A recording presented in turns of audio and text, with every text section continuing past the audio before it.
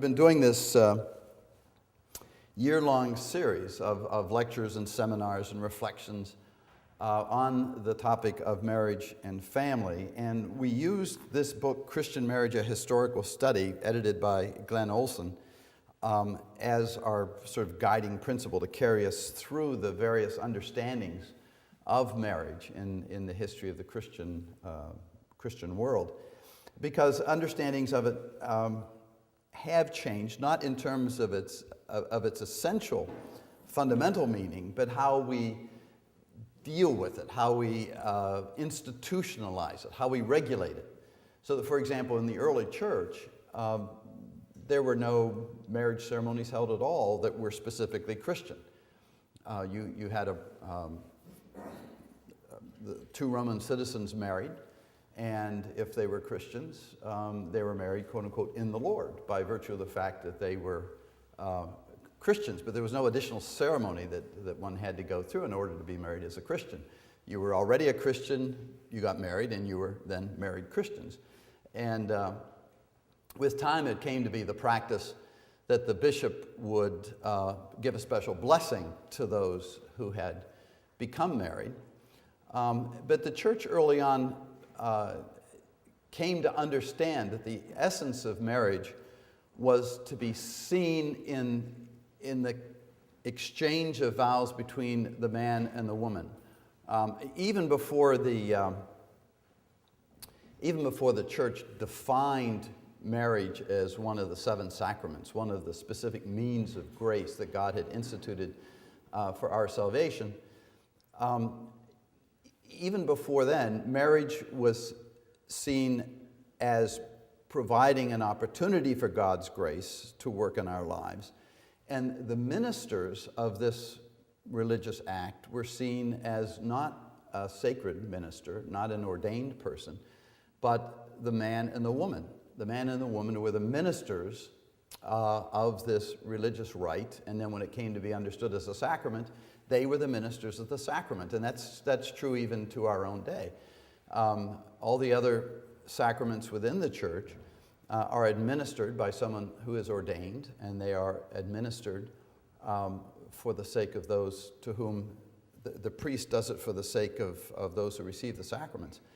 In marriage, it's the husband and wife who become the means of grace for one another within this sacrament. I know that's sometimes a little difficult to believe, but that's one of the things that makes marriage such an interesting and such a difficult sacrament as well, because it's not only a natural institution in that the most fundamental natural species in the world pair up male and female. Okay, they may have multiple partners, but nonetheless, it's always a partnering between male and female.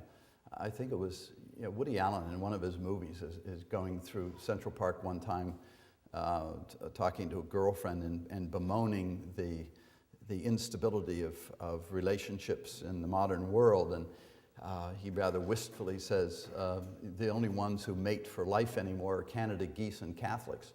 I didn't know that about Canada geese. But nonetheless, I mean, they do. I mean, you see that within the natural order that there's a pairing between male and female for the sake of engendering offspring and preserving the species. So marriage is to be found in the most natural order of things.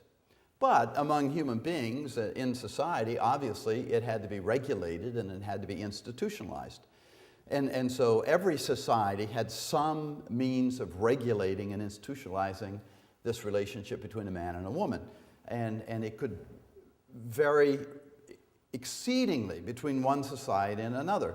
The one constant, of course, was that it was between a man and a woman for purposes of engendering children. I mean, that was the one constant. But whether or not the betrothal, when the husband-to-be committed himself to the woman he wanted to marry, and she committed herself to him,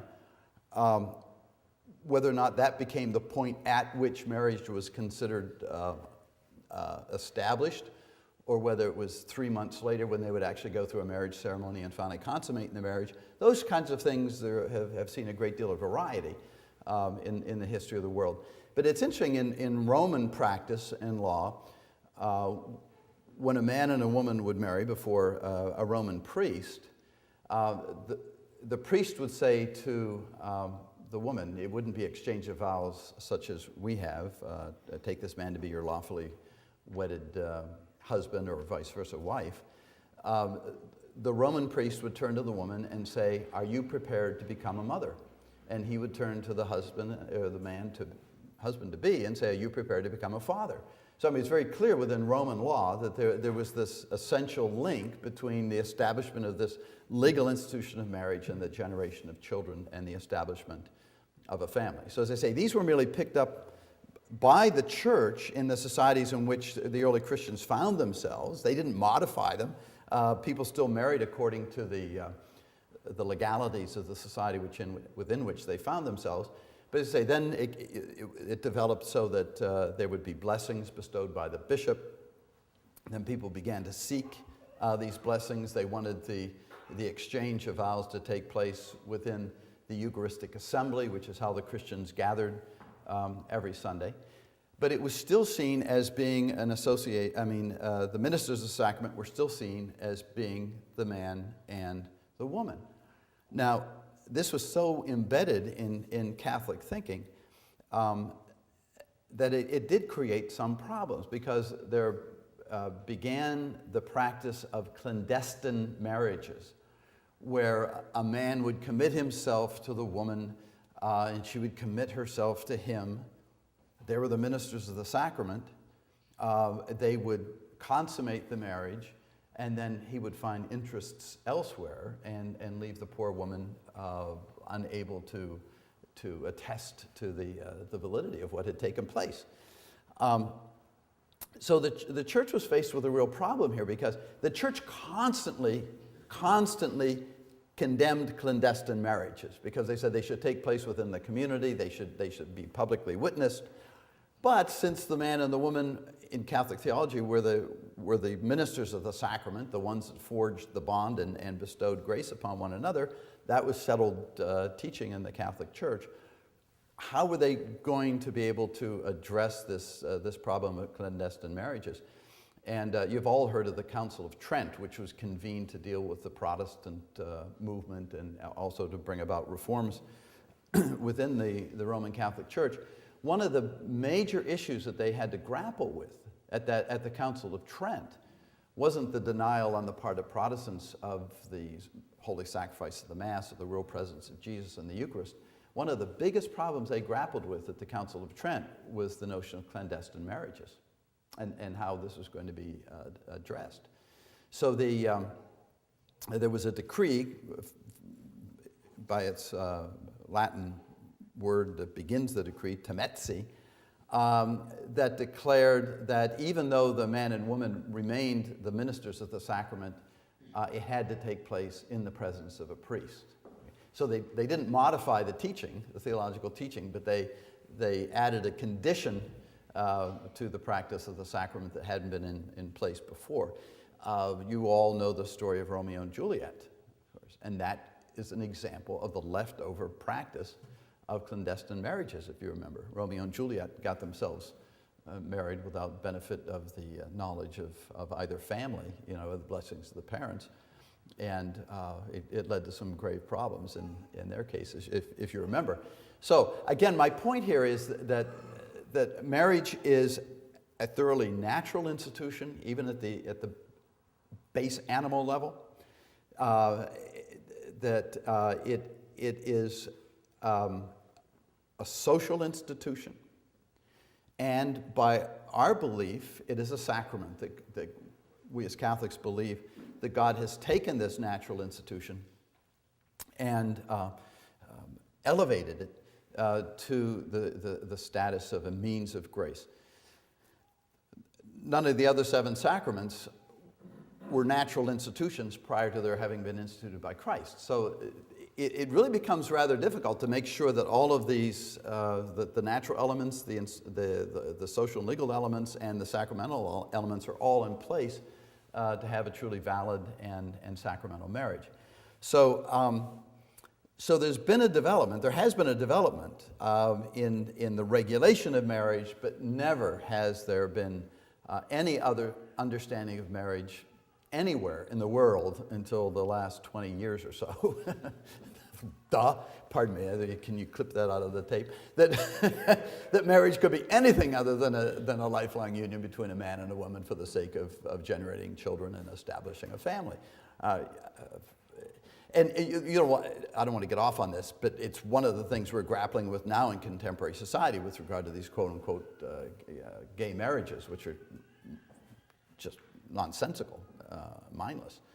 But it's always, those who oppose quote-unquote gay marriages are always accused of opposing them from a religious belief.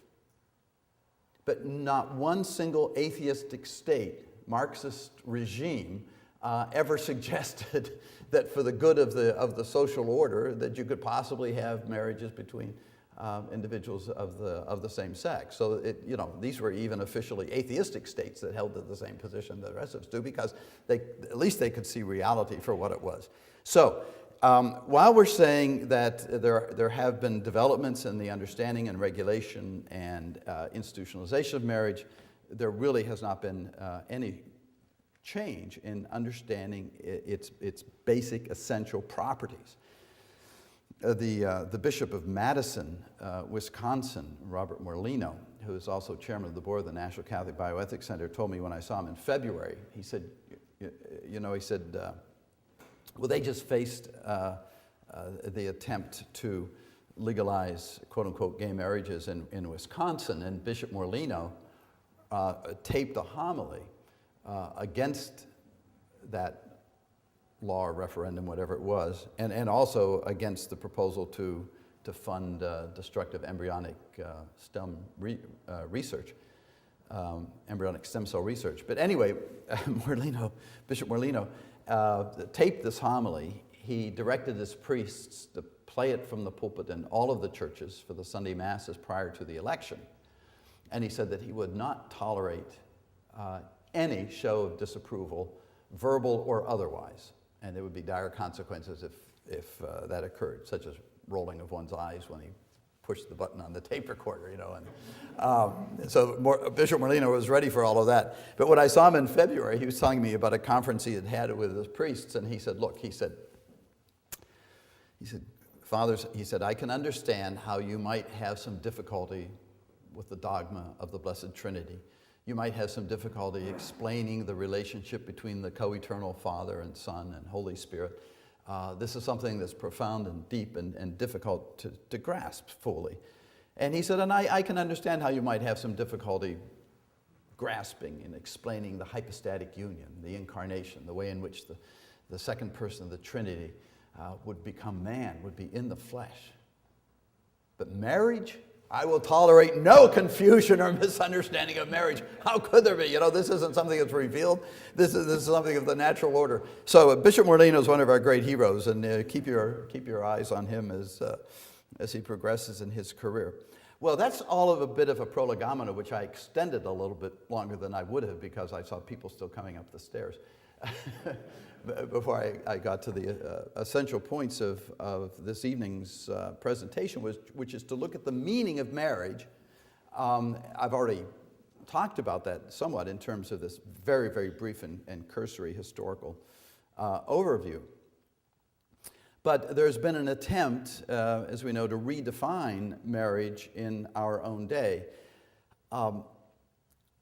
For centuries, the church used a very simple formula to describe marriage, to explain what marriage was. Okay? And very simply, it ran like this. And it was explained in terms of its ends, E-N-D-S, its ends or its purposes. Because, everything, we can understand everything in the world. This is a philosophical principle. You can understand what anything is by virtue of its end or its purpose. That's what defines it. What is this thing that I'm holding between my fingers? I plant it in the ground, and 3-4 years later, I've got a nice small oak tree. Okay, so we know what this is by virtue of that toward which it is ordered. Okay, so a thing derives its very being, its very meaning from the end for which it was created. That's how we understand what a thing is. There was a show, it wasn't on television very long, it was called The Liars Club. And they would have 4 celebrities, and then they would have 2 contestants, and the celebrities would be given some gadget, and they had to tell what the gadget was, and it was something no one had ever seen before. And the way they explained what the gadget was to explain what it did, okay, what its purposes were. And then the contestants had to pick out which of the celebrities was lying, because they would know ahead of time what the thing actually was. So this is just a principle ingrained in our understanding of things. This understanding of reality is called teleological from the Greek word telos, T-E-L-O-S, which means end. And we not only understand what a thing is by virtue of its end or purpose, we understand everything we do. We understand what our actions are by virtue of ends as well. So we can apply a teleological analysis also to human actions. So we don't know what a person is doing unless we know what they're directing their actions toward. For example, yesterday I walked out the front door of my house, and somebody could say, "What's Haas doing?" And the answer could be, "Well, he's walking out the front door of his house." But does that really answer the question? I mean, I'm taking the garbage out, or my car has a flat tire, I'm going out to change the flat on my tire. Or as was the case yesterday, I was going out the front door to catch a train to go down to Washington, D.C. For the National Catholic Prayer Breakfast, which was held this morning. So what's Haas doing? Well, he's on his way to Washington, D.C. for the National Catholic Prayer Breakfast. So we're defining what we do in terms of the end. That's the only way we can understand it. In fact, if people aren't acting for an end, for a purpose, we don't treat them like normal people. If they're not acting purposefully for a purpose or an end, we don't consider them to be engaged in human, if you will, moral behavior that we can judge to be either morally good or bad. You see you're driving down Lancaster, and you see a young woman standing in the rain in November, and you think, my goodness, even the animals know to get out of the rain. What's she doing there? And you do your errands, you're coming back, she's still standing there. So you pull your car around and you go, are you all right, miss? Oh yeah, I'm fine. But you're standing here in the corner in the rain. Well, I'm waiting for a bus. Okay, so all of a sudden what looked like purposeless behavior, looks like it makes some sense because it's done for an end. Oh, you have someplace to go? Yes, I have to go down to the mall. What are you going to the mall for? I have to go to the stationery store to get some paper and for my computer. And, oh, are you in school? Yeah, I'm in med school. Oh, well, why are you in med school? I want to be a doctor. Why do you want to be a doctor? Well, I want to help people stay healthy or cure them if they get sick. So all of a sudden, what looked like incomprehensible or unreasonable behavior makes sense in terms of the ends. Okay, you're sitting at your kitchen table with your spouse. You see Mrs. McGillicuddy aimlessly wandering down the street in her housecoat. And you turn to your spouse and you go, oh dear, there's Mrs. McGillicuddy again.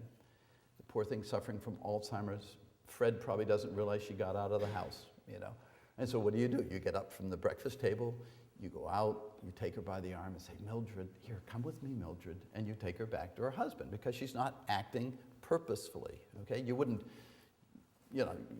see Charlie Bruskovitz going down the main street inebriated, so you're not going to go out and try that with him, but poor Mrs. McGillicuddy, you can't, because we don't treat these people who do not act purposefully as acting in a fully human and intelligible way. So the church, understanding this reality, these principles of reality, defined marriage in terms of ends, E-N-D-S, in terms of the purposes for which it existed. And the formula was, the primary end of marriage is the procreation and education of children. The secondary end is mutual support and a remedy for concupiscence. Now that was an established formula that was used by the theologians It was used by the canon lawyers, because if the canonists wanted to see whether or not you had a truly legally established marriage, you had to see whether or not the institution into which these people entered and the reasons for doing so matched the description. So that, for example, if it were determined, in canon law, for example, if it was determined that the husband, let's say, before they got married, had a firm resolve not to have children because he thought it would interfere with his professional career, and he wrote a letter to his best buddy and says, Charlotte doesn't realize this, but there's no way I'm going to have a kid. And then he goes through the marriage ceremony in which he publicly commits himself to having children. If it should be determined 4 or 5 years down the road, let's say through the appearance of this letter, that he had purposefully intended to preclude, to act against one of the ends or purposes of marriage, the marriage is invalid. Okay, so, and that's what we call an annulment. The church would say there was no institution of marriage because as this man entered into it, he precluded one of the ends or purposes for which the institution exists. It's what defines the institution. You take that out, you don't have an institution. Now, real quick aside, yes, there are people who get married who cannot have children. That's another matter. There you're not setting the will against one of the ends or purposes of marriage. You're not, because that's the only thing that constitutes a moral act, is whether or not we exercise the will and make a decision. So if a couple winds up being infertile, that's what the philosophers say is being accidental to. They didn't intend that. They would want to have children. And even when, if two 67-year-old people get married, a widow and a widower, they're not, obviously they can't have children, but they're not positive, as they enter into marriage, they're not positing an act of the will against one of the purposes and meanings of marriage, you know? It's just an accidental circumstance that at 67 you can't have kids anymore, you know? But it doesn't touch upon the essence and the purpose of what this institution is. So the church had explained it in terms of the primary end of marriage being the procreation and education of children, secondary and mutual support, and a remedy for concupiscence. Now, there has been a concerted attempt to redefine marriage on the part of many in contemporary society. What's really dismaying is when you sometimes have theologians who want to try to redefine marriage. And if we look at the documents of the Second Vatican Council, or if we look at the encyclical that dealt with the regulation of births that was issued by Pope Paul VI in 1968 called Humanae Vitae, you don't find that encyclical, and you do not find the portions of the conciliar documents, primarily Gaudium et Spes, the pastoral constitution of the church in the modern world, which has a section on marriage and family. You do not find either Paul VI or John Paul II or the Second Vatican Council using the language of primary and secondary ends. You don't. They use different language, and the language that they use, I have one, is from, oh no, I hope I have it right here, yes.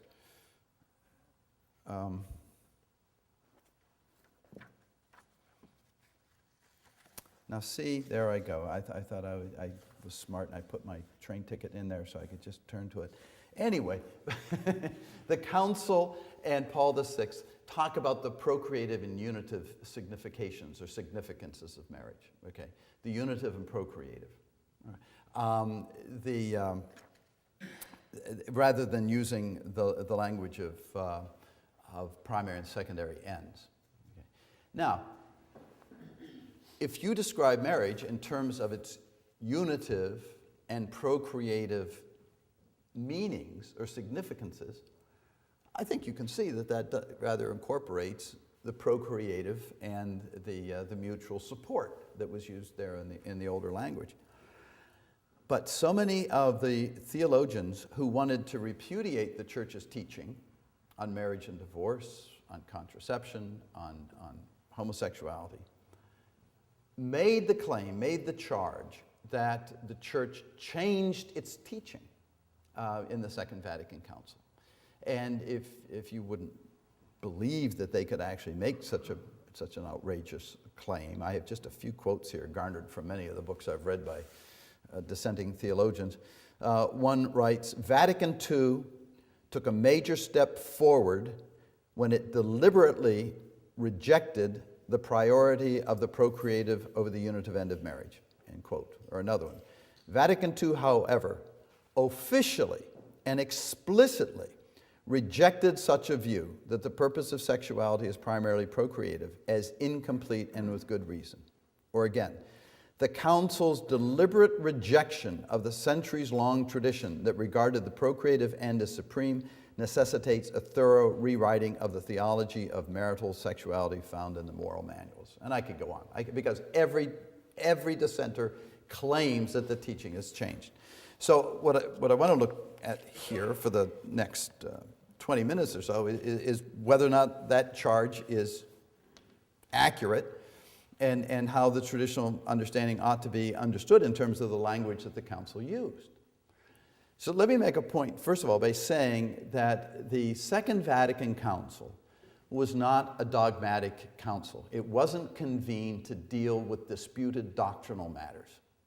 They were all settled. I mean, the church didn't doubt that there was any doctrinal dispute that they had to grapple with at the Second Vatican Councils. They had, the First Vatican Council, probably the major doctrinal issue they had to deal with there was papal infallibility. The Council of Trent, they had to deal with the challenges from the Protestant movement to our belief in the seven sacraments, the sacramentality of marriage, for example. But the Second Vatican Council was to deal with the pastoral issues that the church was facing in the modern world. So to suggest that it would have repudiated established doctrine just doesn't manifest an understanding of what the council was even convened to do. It was a council, and John the 23rd, who called the council, and those who helped organize it, made it very clear that they wanted to find a way in which the church could more effectively communicate the saving truths of Jesus Christ and of our faith to the surrounding world, and that therefore they purposefully would try to avoid using technical language when they would explain the teachings of the church. And in some of the meetings that led up to the writing of the pastoral constitution of the church in the modern world, pastoral constitution, that is, how is the church going to relate to the modern world, to the church in the modern world, right? In some of the meetings leading up to that, that dealt with the question of marriage and family, the periti, the experts, were saying, look, we have to avoid technical language. We want to make this accessible to as many people as possible, the true beauty and richness and fullness of what God has given us in the sacrament of marriage. So a decision was made to avoid technical language. Well, let me just say that what I had given you earlier, the primary end of marriage is procreation and education of children. Secondary end is mutual support and a remedy for concupiscence, is technical language. It's language drawn from a particular philosophical discipline, the discipline of metaphysics. And metaphysics is the study of being as such. It's not making moral judgments. It's not to provide motivation for behavior. Metaphysics looks at reality and says, what is this? And then it describes what this is in terms of ends, as I mentioned earlier, in terms of teleology. Now, admittedly, there are a number of reasons why people get married. And there's no question, well, actually, sometimes this isn't the case. But in most cases, a young man, a young woman, or an older man, older man, younger woman, or older woman, younger man, whatever the mix is, they find themselves attracted to one another. Okay, there's some kind of an appeal. whether it's, her sense of humor, whether it's her spunkiness, whether it's her gorgeous good looks. There's some kind of an initial attraction there. And in fact, the classical definition of love is the spontaneous movement of the will toward that which is good. I love that, love is the spontaneous movement of the will toward that which is good. So the man and the woman perceive something in the other that is good, that's attractive, that's appealing, okay? And so you have the initial movement here of the will toward whatever it is that has been seen there as being good.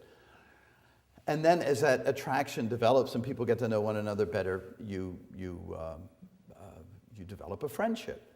And St. Thomas Aquinas said the basis of marriage is friendship. Okay, you've probably seen these knitted pillows you get in silly shops.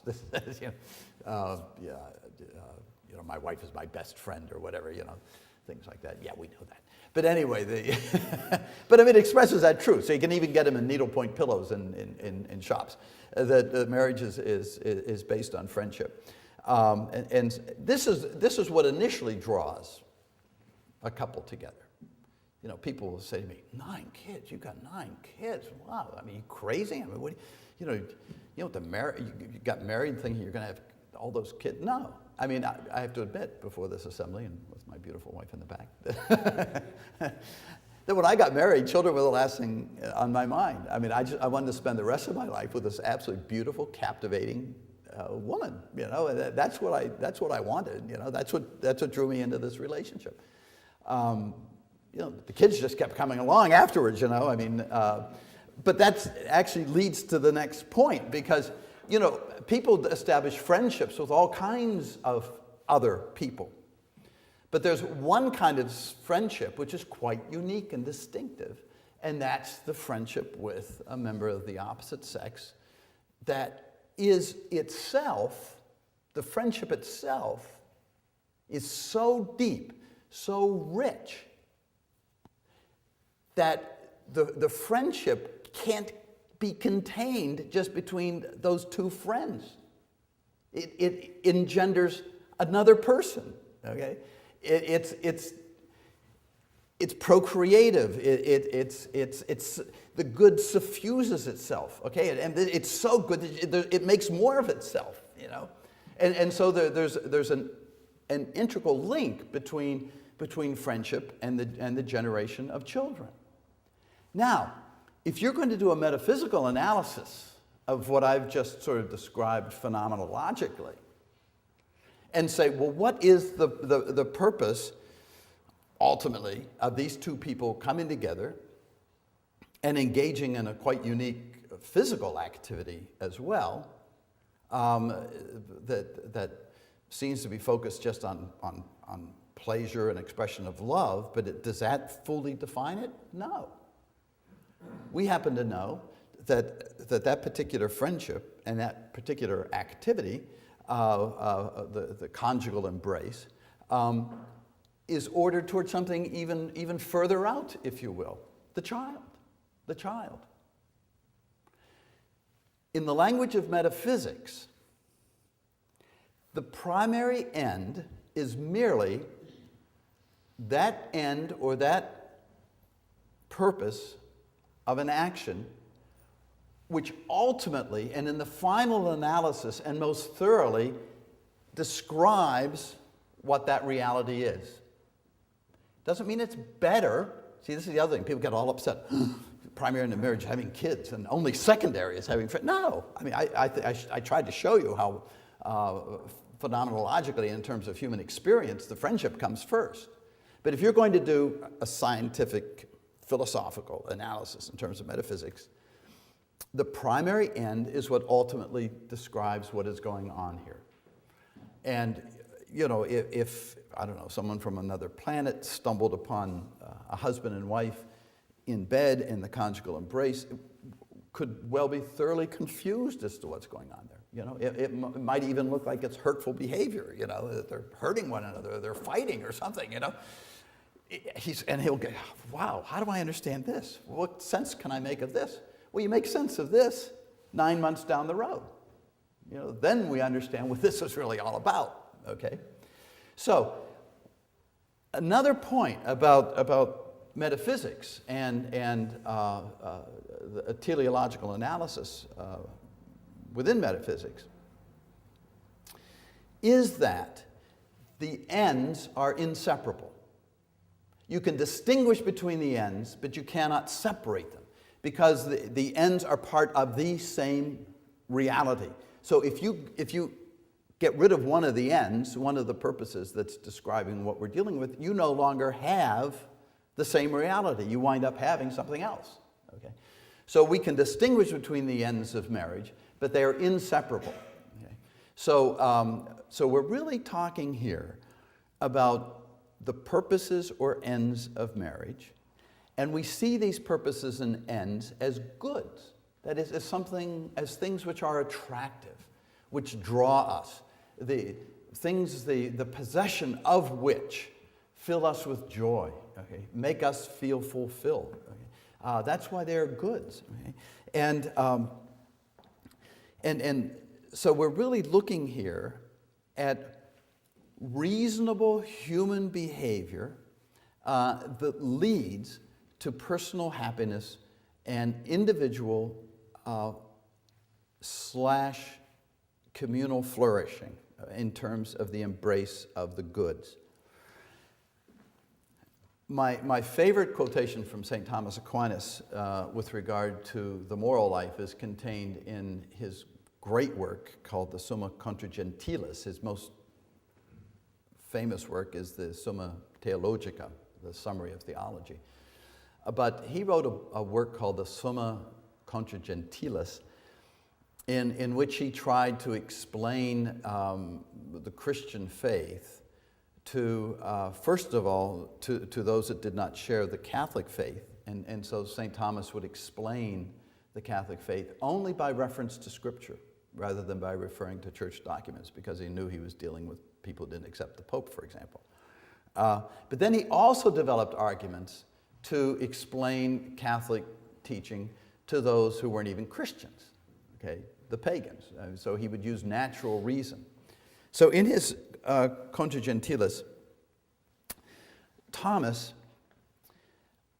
refers to the motivation for the moral life and says, and I always say, if I go out anywhere and I say, if you remember one line from anything I've said tonight, let it be this one, because it will completely reorient your approach to the moral life, most probably. Thomas said, God is offended by us. God is offended by us only when we act against what? Usually we get the answer, God is offended by us only when we act against His will, only when we act against His commandments, only when we act against His laws. Thomas doesn't say that. Thomas says God is offended by us only when we act against our own good. So it's not a matter of having laws imposed on us from above. It's a matter of God wanting us to flourish, wanting us to be happy, wanting us to embrace that which is good for our own benefit. God is offended by us only when we act against our own good. So if there's ever a moral teaching of the church that creates some confusion in your mind, say, how could the church insist on this, or how could the church say that? Ask yourself, well, how is it that the church sees this particular activity as threatening to my own good? God's not worried about himself. He's only worried about us.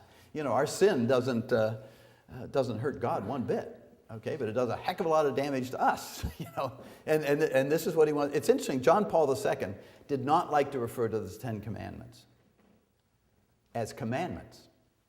He would invariably refer to them as the Decalogue, which is Greek for the 10 words of guidance. You want to be happy? You want to be fulfilled? This is the way to do it. You avoid these kinds of activities because it's just going to militate against your own good. Now, if we look at marriage, what are the goods on behalf of which we act? Naturally, they are the goods of human life. I've already talked about that. The procreative good that's just inherent within the activity itself. There is the good of friendship that we talked about. Now, if we take the old metaphysical formulation, the primary end of marriage is the procreation and education of children. Okay, so that's the good of the child that's contained in marriage, and the secondary end is mutual support, and that's the good of friendship that I've been talking about, and a remedy for concupiscence. And I'll get to concupiscence in a minute. I just want to say a couple quick words because of the pervasive misunderstanding of marriage and human sexuality in contemporary society. There is an intrinsic link that cannot be broken between sexual activity and children. Contemporary society wants to try to break that link. They do everything in their power to break that link. The federal government gives billions of dollars to Planned Parenthood to help them try to break that link, but it can't be broken. I mean, despite the fact that we have all these contraceptive methods, we give billions of government money to these kinds of programs. Guess what? You know, we have close to 1.5 million abortions in this country every year. We have close to 30% of our children now born out of wedlock. Okay? Try as you might, you're not ultimately going to be able to sever that inextricable link between the two. My wife and I knew a great Catholic gentleman who was a convert from Judaism. He was a physician, Herbert Ratner. And he said, I remember hearing him say one time, you'll never understand sex unless you realize it has to do with babies. Okay? That's what we're talking about here, you know. And I remember in Chicago in my old days attending a whole week of lectures by a theologian, a Church of England theologian from Cambridge University. A whole week of lectures on human sexuality. And he never once mentioned children. At the end of the week, I put up my hand and I said, Professor Pittenger, I said, you've been lecturing to us a whole week on human sexuality and about the way in which we have to be intimate and connected with one another in this depersonalized technological society. I said, but you never mentioned children. Oh, my good man. He says, you can't expect me to cover everything in a week. What? Everything? I mean, let's get to the heart of the matter. I mean, you know, let's get to the essence of things. I mean, no, I don't expect you to cover everything, but how about that which is of the essence of sexual activity?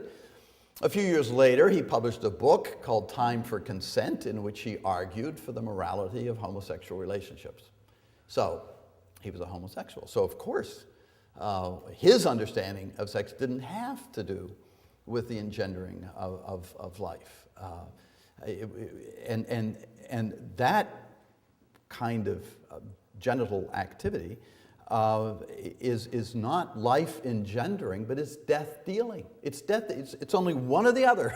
You know, it's going to be generative of life, or it's going to engender death. That's it. Those are the choices God has put before us. So, as I say, it should be self-evident in our day, but for some unknown reason, well, I know why, because there's been such fierce propaganda to the contrary. It isn't, but it really should be. And the interesting thing is that, well, many interesting things here, but I mean, one of the things is that marriage is not so much the institutionalization of sex. It's not so much providing a context within which sex can take place. Marriage is really the institutionalization of the purpose of sex. And what's the purpose of sex? It's to have children, to generate children. And you need an institution for the sake of the children which will be engendered by that activity. I mean, why would the state try to regulate marriage through laws? Why? Every state has laws regulating marriage. Why would the state be the least bit concerned about the random copulation of its citizens? Why? because that random compilation leads to certain things, which are children, okay? And if there is not in place a context, an institution, in which that good can be cared for and nurtured and gendered and educated and prepared for citizenship, the burden is going to fall on whom? The rest of society, right? And then also that good is not treated as a true good because it's not given the proper context within which to receive what it needs to flourish as a good.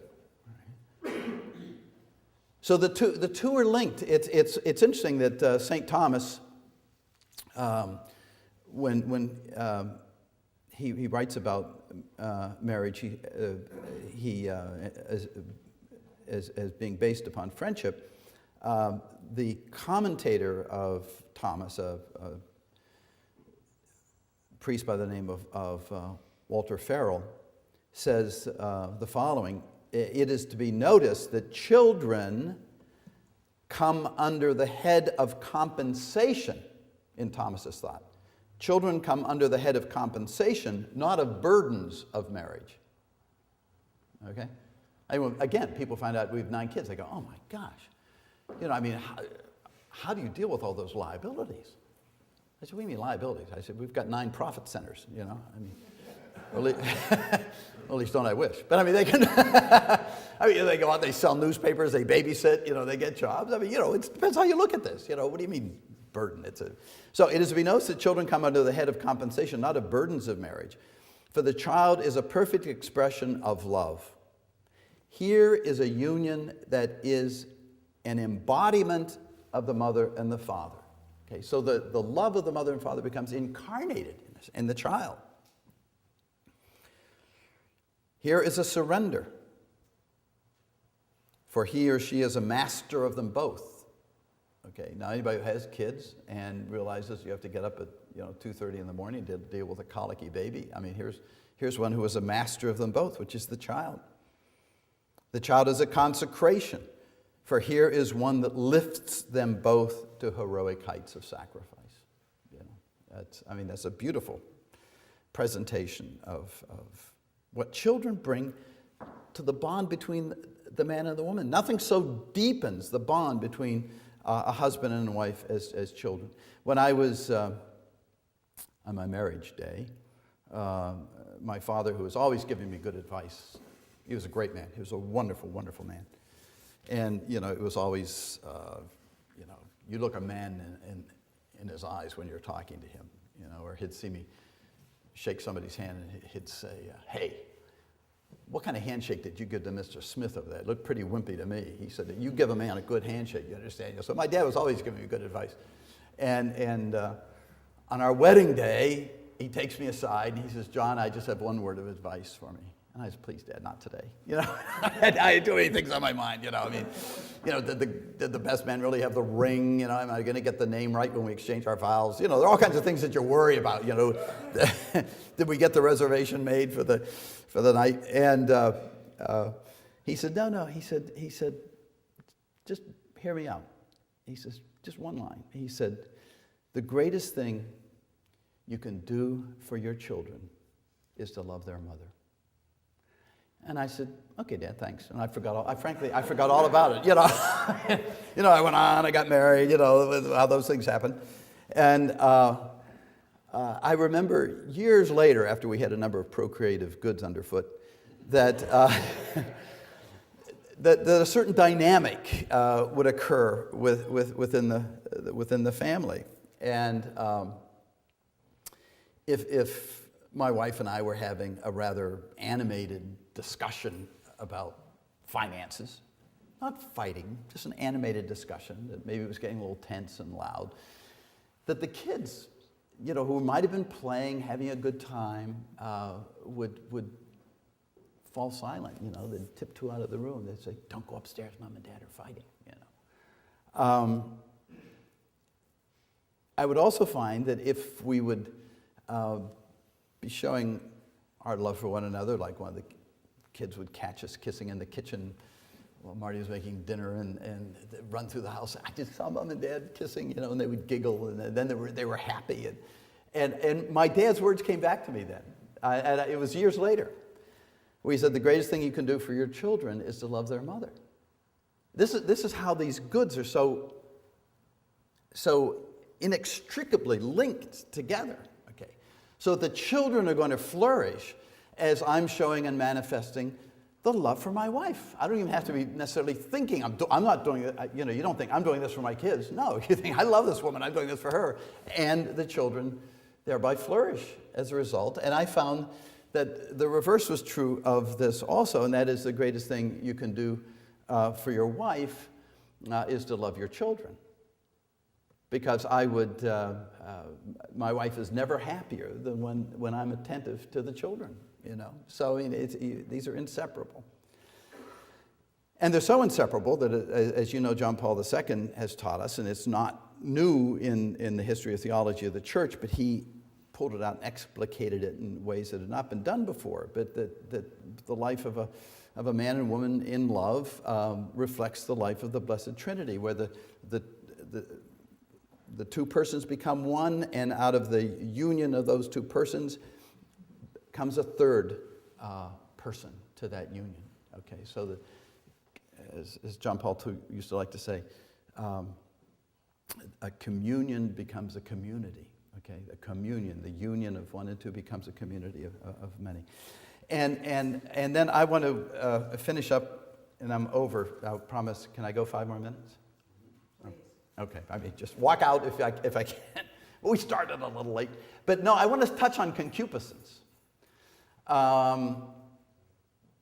because that is also one of the ends of marriage, a remedy for concupiscence, remedium concupiscentiae. And how is this understood? Well, let me just put a little explanation here first. Concupiscence refers to that, to a certain disorder of the passions. Now, the passions are good. God has given us the passions. He's given them to us for our good and for the good of the community. But there can be a certain disordering of these passions, which is referred to as concupiscence. Now, Luther regarded concupiscence as being sinful itself. Now, everybody suffers from concupiscence. And Luther held to the doctrine of the total depravity of man, and even when we were justified and righteousness was imputed to us, we didn't become righteous, but God counted us as righteous. The sin of concupiscence remained. In the Catholic tradition, concupiscence itself is not a sin. However, it has arisen from sin, which was original sin, and it leads to sin. Okay, so it's a disorder that is in our very joints because of the sin of our first parents and because of our own sinning. So we have to deal with it carefully. Okay?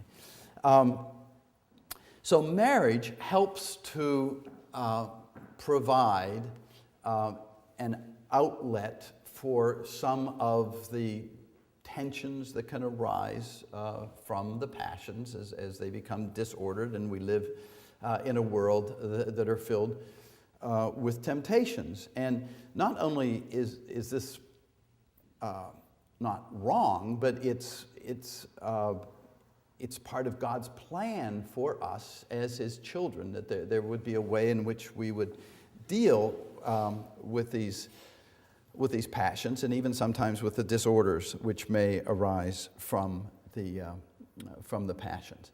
But it unfortunately too often becomes identified merely with sexual tensions, the buildup, where people become sexually charged, they need release. And that's part of it, but that's far too narrow an understanding of what is meant by a remedy for concupiscence. Because one of the disordered passions for men in particular, is that they're constantly out to conquer the world. They're taking on this task, they take on that task, they have this country to conquer, they have this hill to climb, they've got this windmill to tilt against, and they're jousting with one another, and they're just hard to hold down, And frankly, men by themselves would not be very productive members of society. They just, they tend to be disordered and disruptive, and so God has a remedy for that, and it's called woman. It's called a wife, right? And she helps to temper, okay, this disposition to go out and conquer the world, and the wife and the child has a way of rooting the husband, the man, in the family, okay, and for their good. Now, it's a very different thing for him to be willing to go out and spill his very life's blood for the sake of the homeland, for the sake of his wife and his children. A very different thing there than to be going out to conquer a new territory. When we're dealing about a remedy for concupiscence, I mean, there's a disorder there, but we're talking about God having made arrangements for his creation, which he made, talking about human beings here, as bodies. Now, we have this incredible gift in that we've got an immortal soul, we've got reason, we can reflect, we can build skyscrapers, we can fly to the moon, we can do logarithms. I mean, these are incredible things that we can do. But as we do them, we are always bodies, right? We always do them as bodies. And John Paul II had developed, again, just holding to the tradition, his theology of the body. And he saw that one of the great dangers that we faced in contemporary society was a certain dualism, a certain split within the human person, where the real person was seen as the spirit, or the individual's thinking. It didn't, and what one did with one's body was a matter of indifference, okay? So that whether you contracepted, whether you committed adultery, I mean, it all would depend on the circumstances as to whether or not it was something you could justify. As long as you wanted to, this is always the line, as long as what you were doing was loving. Well, then you've totally spiritualized things. You've got this funny, disembodied notion of love. But what the church teaches us, what the scriptures teach us, what's so clearly revealed by God, is that there's nothing disembodied about us. Our love is not disembodied. Our love is bodily. So much so that Thomas Aquinas, in his Questiones Disputate de Potentia Dei, tries to take us down the trail to a false understanding, and then he catches you at the end. But he says, we're called to be like God. And you say, well, yes. And he says, and God is a spirit. And you say, well, yes. And Thomas says, well, then the soul, separated from the body, must be more like God than the soul united to the body. And you go, yeah, that makes sense. And Thomas goes, no. He says, the nature of God is to be a spirit. Our nature, the nature of the soul, is to be united to the body. So the soul separated from the body is less perfect, and therefore less like God than the soul united with the body. So we as Christians, now we say we die, the soul goes, we as Catholics believe either to hell or to purgatory or right straight to heaven. But that's not it, is it? I mean, we anticipate what? The resurrection of the body. Did somebody say that? I hope so. We anticipate the resurrection of the body, okay? So it ain't over till the body's been resurrected. And Thomas says at one point, he says, this is very interesting. He says, my soul may be in heaven, sed non ego. My soul might be in heaven, but I am not. Because I am not in heaven until the resurrection of the body and the soul has been reunited to the body. Then I'm there in the perfection of everything that God wants for me. And it's very interesting. The Catholic priests will now celebrate Mass for various intentions, which is a wonderful and good thing. Now they will tend to say, well, this Mass is offered for, or usually it's even, let's remember in a special way, Mildred McGillicuddy, And you think, well, why? I mean, is she having financial problems? Is she going to take her driver's test? Is she facing exams? No, she's dead. what the priest used to say. And you have to remember, when she's dead, there's no more Mildred McGillicuddy. I mean, she isn't until the body's been resurrected. Okay? So the priest used to say, and some still do who are a little bit more refined and have been my students, but the priest would always say, this Mass is being offered for the repose of the soul of Mildred McGillicuddy. Okay? You see, these are little things, but they're so essential to maintaining the full truth of what it is that God has given us in our creation and in our recreation in Jesus Christ. So in the creation of us as bodies, he gave Adam Eve, and he declared, there is bone of my bones and flesh of my flesh, right? Wow, That's in the natural created order. And then when it fell away and became disordered, it was recreated and lifted up to an even higher station so that it became recreated as a sacrament, as a means of grace. And in the 5th chapter of Ephesians 22, St. Paul tells us to surrender ourselves to one another out of love for Christ, but give ourselves as a living bodily sacrifice. We give ourselves as our bodies. And he says that the husband is to love his bride as Christ loved the church, and the bride is to subject herself to the husband as she would to the Lord. Now, how many preachers do you know who are afraid to even go near that? And yet it's the most beautiful expression of what it means to have this natural institution of marriage recreated in Jesus Christ so that it becomes a means of grace. And we cannot understand what those words of St. Paul mean unless we see them in Jesus Christ. You take it out of that context, they make no sense. Then it does become an oppressive kind of relationship. But Paul says that the husband is to love the wife as Christ loved the church, and for whom he gave his life. So the husband has to be ready to surrender his life, his very life's blood, for his wife. And when he's telling the wives to submit to the husbands, what he is saying is, wives, allow your husbands to serve you as Christ serves his church. Allow your husbands